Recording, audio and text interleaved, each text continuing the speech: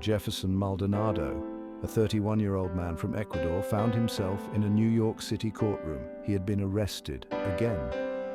This was his fifth arrest since arriving in the United States earlier this year.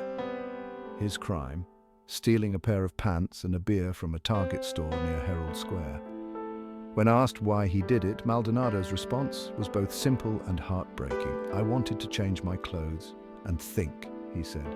The weight of his situation was evident in his voice. He wasn't simply justifying a theft, he was expressing a deep sense of displacement and despair. Maldenado's story isn't unique. He represents a growing trend of migrant arrests in New York City, particularly in Midtown. This surge in crime has ignited a fierce debate about the city's sanctuary policies and their impact on public safety.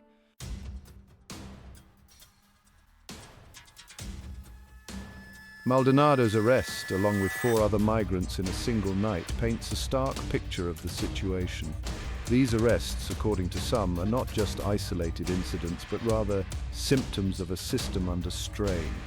They argue that the influx of migrants has overwhelmed the city's resources, leading to increased crime and a sense of lawlessness. Others, however, point to the complex factors driving these individuals to crime. Many migrants arrive in the United States fleeing poverty, violence, or persecution. Addressing this issue requires a multifaceted approach that addresses both the needs of migrants and the concerns of long-time residents.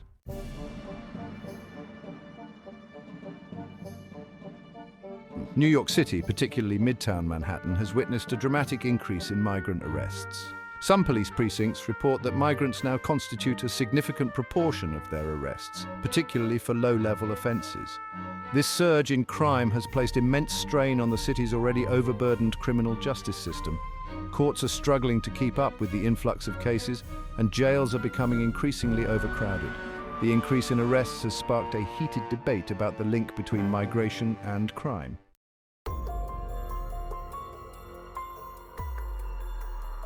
The crimes committed by migrants in Midtown Manhattan tend to be largely non-violent.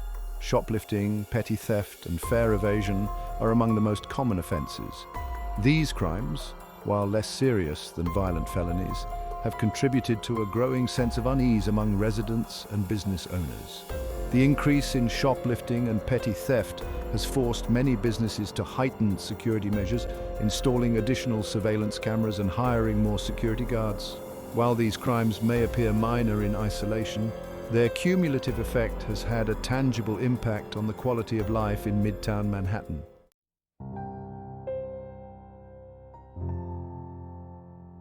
While statistics provide a glimpse into the scope of the issue, it's crucial to remember that behind every arrest is a human story. Many migrants arrive in New York City after enduring harrowing journeys, fleeing violence, poverty, or persecution in their home countries. The challenges they face, navigating a new city, learning a new language, and securing employment and housing, are daunting.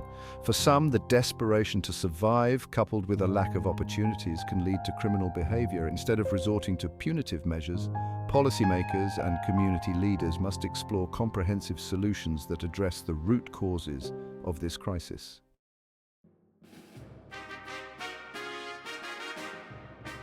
New York City's sanctuary city status lies at the heart of this debate. Enacted with noble intentions, these policies aim to protect undocumented immigrants from deportation by limiting cooperation with federal immigration authorities. Critics argue that these very policies have created a climate of impunity, emboldening criminals and making New York City a magnet for illegal activity. The debate over sanctuary cities is often fraught with misinformation and emotional rhetoric. Opponents often paint a picture of lawless cities overrun by criminal elements, while proponents highlight the policy's role in promoting public safety and protecting vulnerable populations. While they may offer some protection to undocumented immigrants, they are not a blanket amnesty, and individuals who commit serious crimes are still subject to arrest and prosecution.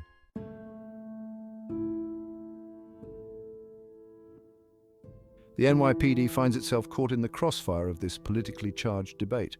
On the one hand, they are tasked with upholding the law and ensuring public safety. On the other hand, they are bound by city policies that limit their ability to cooperate with federal immigration authorities, even in cases involving serious crimes. This tension has created a sense of frustration among some law enforcement officers who argue that sanctuary policies hinder their ability to effectively combat crime. The NYPD has repeatedly emphasized that it does not target individuals based solely on their immigration status.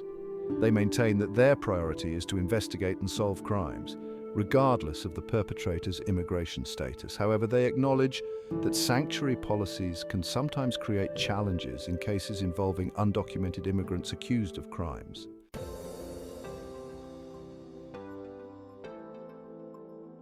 The debate over sanctuary cities is not about being pro-immigrant or anti-immigrant. It's about finding a balance between protecting the rights of all residents and ensuring public safety.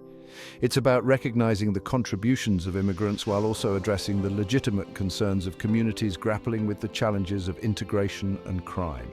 Finding this balance requires a nuanced approach that goes beyond the simplistic rhetoric of both sides. It requires honest dialogue, evidence-based policymaking, and a commitment to addressing the root causes of crime such as poverty, lack of opportunity, and social exclusion. This includes providing a pathway to citizenship for undocumented immigrants who contribute to society, while also ensuring that those who commit serious crimes are held accountable.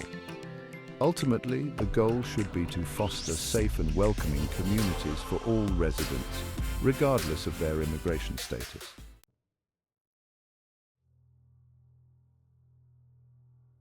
Darwin Andres Gomez Izquiel, a 19-year-old migrant, stood in a Manhattan courtroom. Gomez Izquiel was accused of participating in a violent brawl with NYPD officers outside a migrant shelter in Times Square.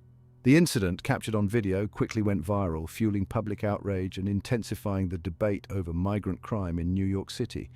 According to prosecutors, Gomez Izquiel was seen grabbing one officer and kicking another during the melee. The brawl sparked immediate condemnation from city officials and law enforcement unions, who called for swift and decisive action against those involved. The incident became emblematic of the challenges faced by the NYPD in maintaining order amidst a growing migrant population and the perceived leniency afforded to those who break the law.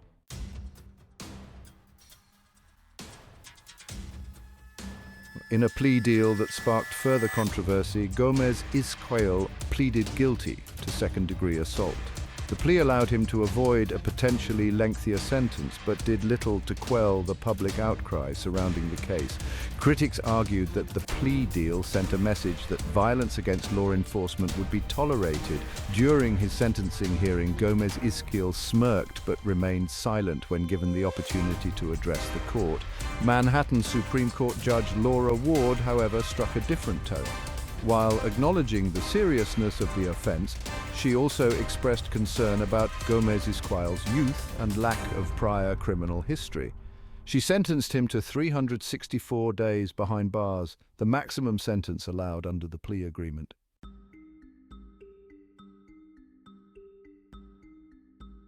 Gomez Izquiel's case became a lightning rod for criticism of New York City's criminal justice system. Critics argued that the sentence was too lenient and that it exemplified the revolving door nature of justice in the city, where criminals are often released back onto the streets shortly after being apprehended. Law enforcement unions were particularly vocal in their condemnation of the sentence. They argued that it failed to send a strong message of deterrence and that it would only embolden criminals to target police officers. Proponents of criminal justice reform, however, argued that the sentence was in line with similar cases and that it reflected a growing recognition of the need for alternatives to incarceration, especially for non-violent offenders.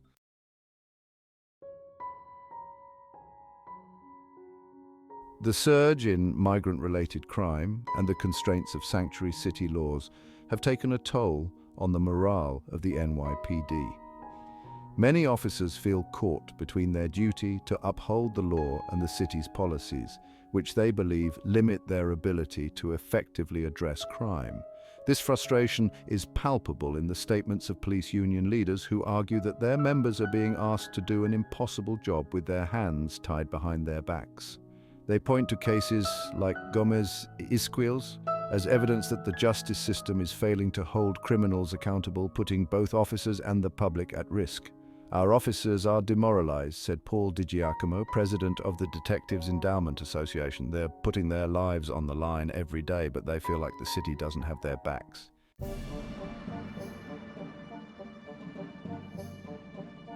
Section 2, caught in the crosshairs.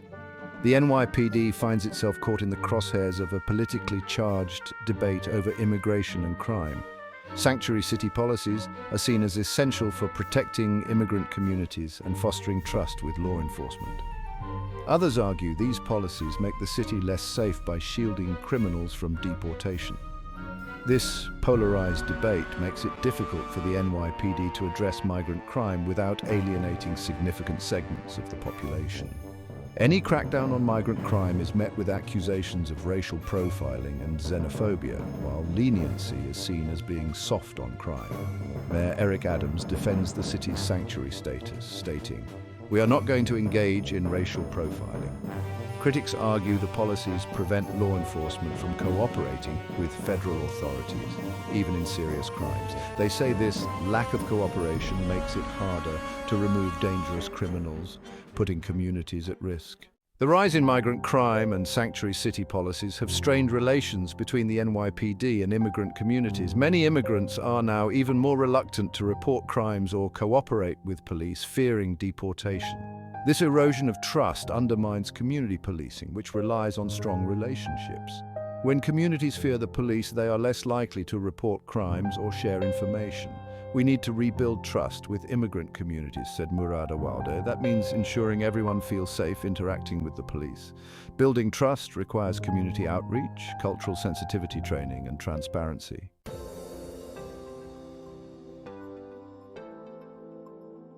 The surge in migrant-related crime in New York City is a complex issue with no easy solutions. While some argue for stricter law enforcement and an end to sanctuary city policies, others believe that a more compassionate and holistic approach is needed. Addressing the root causes requires a multi-pronged strategy focusing on both short-term and long-term solutions. Providing resources and support systems for migrants is an immediate step. Many arrive with little more than the clothes on their backs. Access to housing, healthcare, food assistance, and legal aid is crucial. Language barriers and lack of job skills hinder integration. Investing in language classes and job training can empower migrants. Tackling poverty, which affects immigrant communities, is essential. Expanding affordable housing and raising wages can alleviate economic pressures.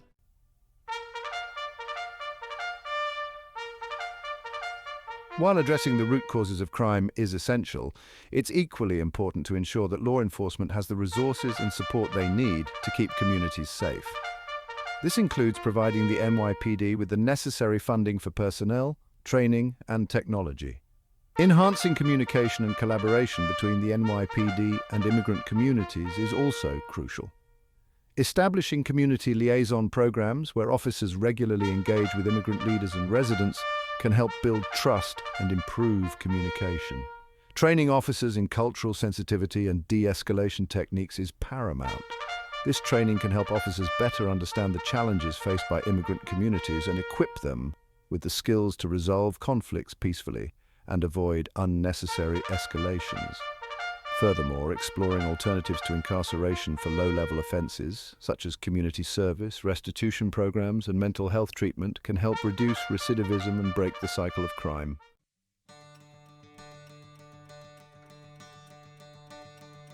Ultimately, addressing the issue of migrant crime in New York City requires a shift in perspective.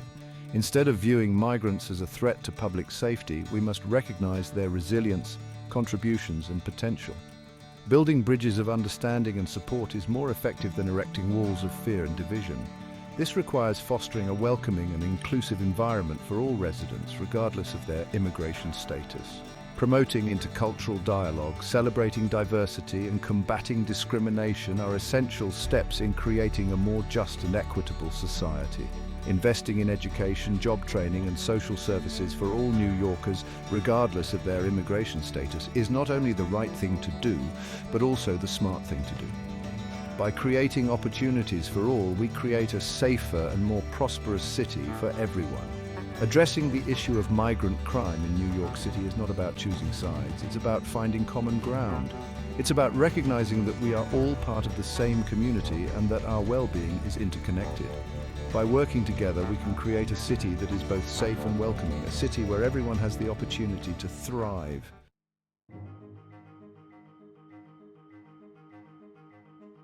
New York City stands at a crossroads. The influx of migrants presents both challenges and opportunities, exposing deep divisions within our society. Migrant-related crime, fueled by desperation, has tested our compassion and strained our systems. The debate over sanctuary city policies has polarized our communities. The NYPD struggles to balance law enforcement with maintaining trust with all New Yorkers. Stories of individuals like Jefferson Maldenado and Darwin Andres Gomez Izquiel remind us of the human cost. They are not just statistics, they are individuals with hopes, dreams, and struggles. We must resist easy answers and scapegoating. Addressing root causes of crime and providing support for migrants and law enforcement are moral imperatives. The future of New York City depends on finding a just and compassionate path forward.